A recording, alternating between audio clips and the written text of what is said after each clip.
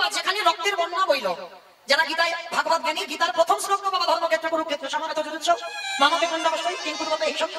তাহলে এই যে বাবা প্রথম শ্লোক ধর্মক্ষেত্র কুরুক্ষেত্র, তাহলে লক্ষ্য করে দেখে এই যেখানে রক্তের বন্যা বইল, যেখানে কত মা সন্তান হারালো, যেখানে কত বাবা পুত্র হারালো, কত স্ত্রী তার স্বামী হারালো, তাহলে যেখানে রক্তের বন্যা বয় সেই জায়গাটা ধর্মক্ষেত্র কি করে হয়?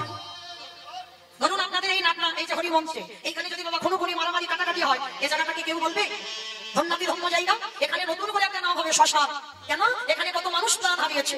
তাহলে কুরুক্ষেত্রের মাঝে বাবা রক্তের বন্যা বয়ে গেল, তবু কিন্তু বলছে জায়গাটা ধর্মক্ষেত্র।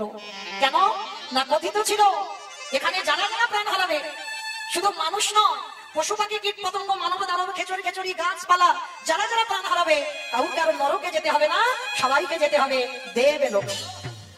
তাহলে যেখানে প্রাণ হারালে বাবা আর নরকে যেতে হয় না, সে জায়গাটাই তো ধর্মক্ষেত্র হয়।